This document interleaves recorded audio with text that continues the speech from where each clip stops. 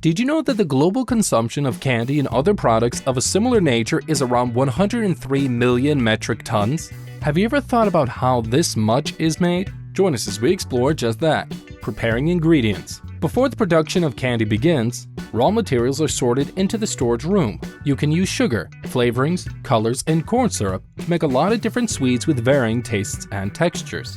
Before these ingredients are put into a product, they're carefully checked for quality to make sure it meets the standards for taste, texture, and safety. It has to be carefully tested, checked for purity while it's being stored, and for flavors and expiration.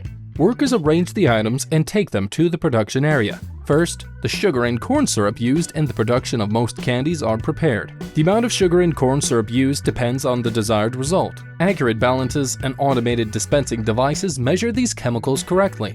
The sugar and corn syrup mix is cooked in big stainless steel vats. The vats have temperature controls and mechanisms that stir the mixture to prevent burning or crystallization. The crucial heating step plays a pivotal role in shaping the candy's final form. As the mixture is heated, it progresses through stages similar to those observed in various types of candy production, such as achieving soft ball, firm ball, and hard crack consistencies.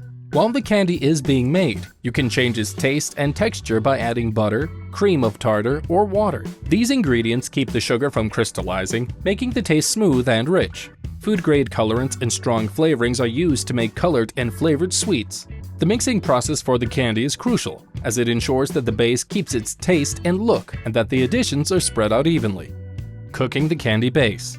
Cooking the candy base at high temperatures allows the sugar mix to become crystallized and break easily. For every stage of the sugar cooking process, the exact temperature must be kept within the designated range, since even little variations can have a big influence on the final candy's quality. When it comes to reaching the correct texture and consistency for the softball stage, a temperature between 112 and 116 degrees Celsius for fudge is optimal. The temperature for toffee, however, is around 146 and 154 degrees Celsius, since this temperature gives the toffee the right amount of hardness and brittleness. The heat from the caramelization results in the sugar molecules breaking apart and then reforming into new compounds that give the candy its taste and color. As soon as the mix hits the right temperature, it is removed from the heat source so it doesn't burn or cook too much. Once the mixture is at the desired temperature, things like colors and fixtures can be added. It's common for hard candies to have strong tastes and colors.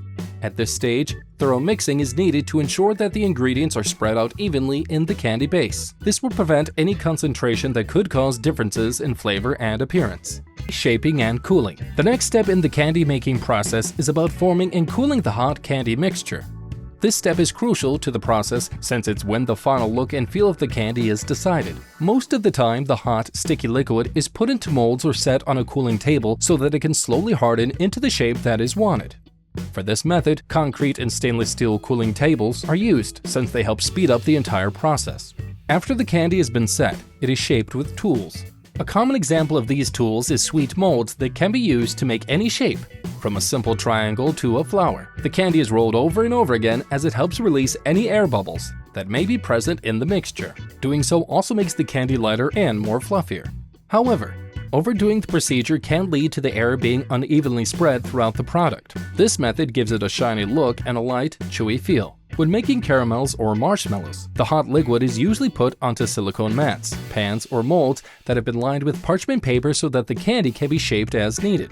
These trays have a leveled surface, allowing the candy to set in the same way everywhere. In addition, molds or trays that are thicker can be used for the sweets. After being shaped, the mixture has to cool down so that it can reach the desired results. The candy might not set right if it cools down too slowly, and the end result could either be too soft or sticky. This might have happened because the candy sugars didn't have enough time to set, making it too soft. Another reason why the candy may prevail as soft can be because of the sugar within not having the ample time needed to settle.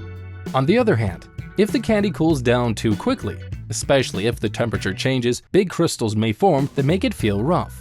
This is especially true for sweets made with sugar, where controlling the crystallization process is the key to making them smooth or creamy. Most of the time, cooling is done with tubes or under controlled circumstances. These tubes control the flow of air and temperature around the treats so that they cool evenly. The temperature and time of cooling can be changed based on the candy, cutting and wrapping, Once the sweets have reached the desired consistency and had time to solidify, they can be broken down into pieces. At this point, the molds need to be cut with great care and precision to guarantee that they all have a pleasing appearance and are the right size. Wires or sharp blades are used to cut the candy with accuracy and maintain consistency. Cutting equipment is necessary to handle the stiffness of hard candy, as it can help ensure that the pieces have smooth edges. The machines used during this process can cut the candy in precise shapes. Common examples of such shapes include squares, rectangles, circles, and more. Specialized cutting tools or die-cut machines may be needed to make candies with complicated patterns or designs,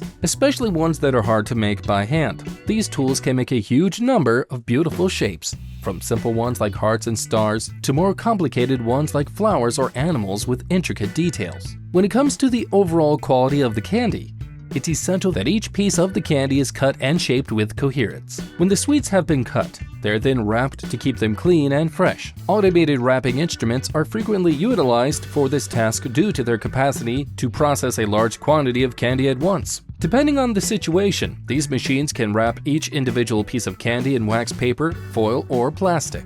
When it comes to the overall quality of the candy, it's essential that each piece of the candy is cut and shaped with coherence. When the sweets have been cut, they're then wrapped to keep them clean and fresh. Automated wrapping instruments are frequently utilized for this task due to their capacity to process a large quantity of candy at once. Depending on the situation, these machines can wrap each individual piece of candy in wax paper, foil, or plastic. Quality control. This step is very important to the candy manufacturing process, as it helps ensure that the end product aligns with the customer's expectations. Some of these tests can include analyzing the chemistry and checking the scent of the candy. Professionals with a lot of experience carefully check each batch of candy to make sure it meets the requirements. These quality control proctors, apart from ensuring the taste, also make sure that every batch produced is in line with packaging requirements. Another part of quality control is checking the candy's hardness, smoothness, and general look. Color, texture, and shape uniformity are closely examined in this stage to make sure the final result is consistent. A group of skilled tasters check samples from each batch to make sure the flavors are true to life and go well together. It's important to use this method of sense evaluation to find any differences or off tastes that may have occurred due to malfunctions or human error. In order to judge how chewy or soft the candy is, the inspectors also look at how it is put together. It is essential to use contemporary testing instruments to guarantee that confectionery quality requirements are upheld. In addition to these protocols, tools like moisture testers and texture analyzers and color meters are used to address ingredient-related aspects of the process. Also, keeping an eye on the sugar level is one of the most important aspects of quality control. It's important to add the right amount of sugar so that the end product has the right thickness and stays stable. Packaging and distribution. The last step in the manufacturing process is packaging. This step is also very important, as it ensures that the candy arrives at the desired location without being damaged or contaminated.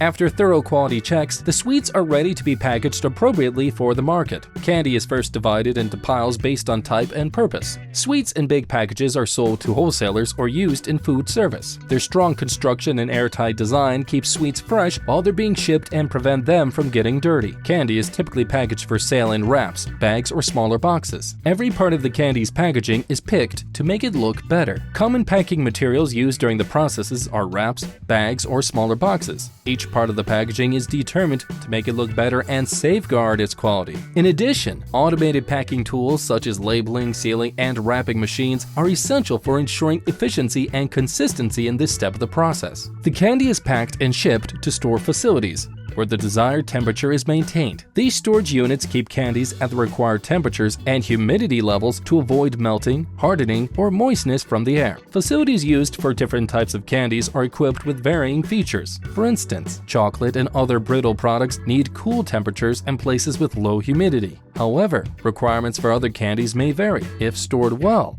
the candy will always be new and delicious until it's eaten. And there you have it. Now you know the entire process, from mixing to packaging, of how candy is made. Stay tuned for our next video, because we will be back with more exciting processes.